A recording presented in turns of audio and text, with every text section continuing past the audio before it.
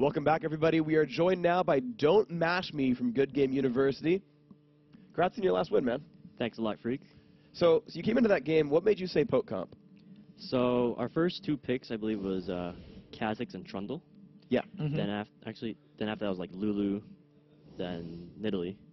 Then they picked really hard engage like Karthus, and I told my team that we can go for a poke comp type, and I can play Ezreal as a poke like champ too with the CDR build, 40%. So that's Lucidity, Frozen Fist, and you just buy a blue pot and you have 40% CDR, and you can keep shooting Qs like every second if you hit them. So there was a point in that game where you guys lost your 3 outer turrets. Yeah. You were kind of getting bullied around a bit in the lanes. How do you think you really turned that game? We just poked it out, honestly. Like, they couldn't really push on us, and they sent Renekton bottom to deal with me, which was a really bad idea. Because when you're trading a farm with the AD carry for a bruiser, in the end, the AD carry will shine in the end game. So as soon as they put the Renekton down for Ezreal, you thought that just did it because it allowed you to farm up? Basically, yeah. Do you think a poke comp usually outscales an engage comp like that if the engage comp can't get to them?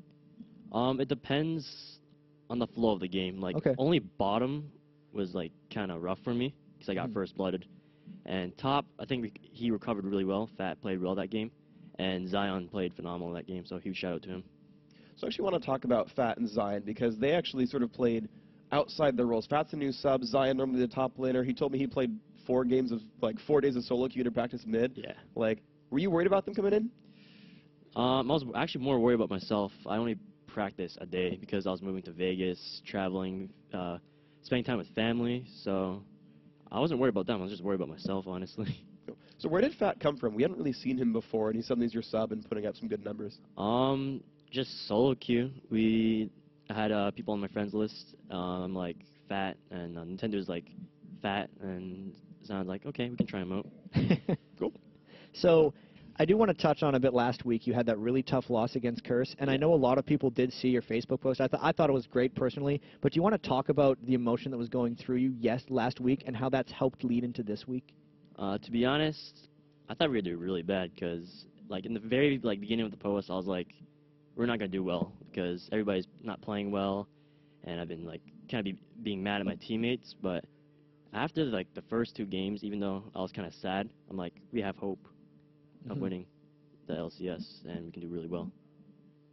Cool. Well, let's hope you guys do well. Now, let me talk about Bloodwater as well, who's your new, I guess, starting sub player. Like, how's that working? How's that new bottom lane working for you guys? It's working great. We always needed someone to talk. Angelo's a great player, probably like one of the best Lulus, but he didn't really talk as much and communicate with the team.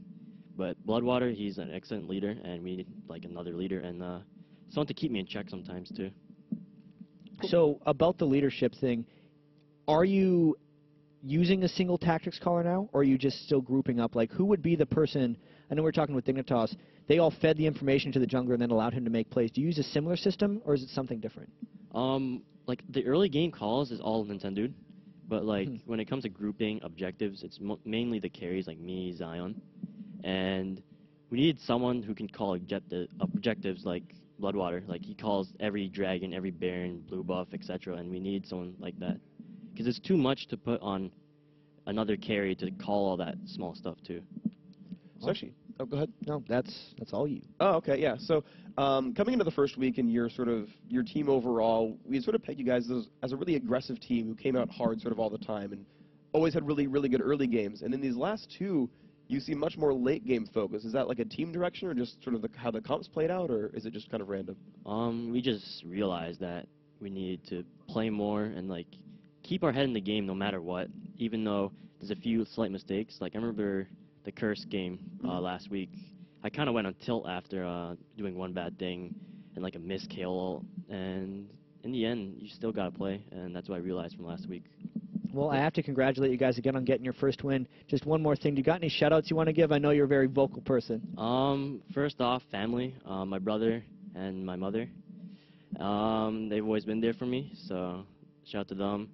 And shout out to my team, GGU, for dealing with my crap, for raging at them and such.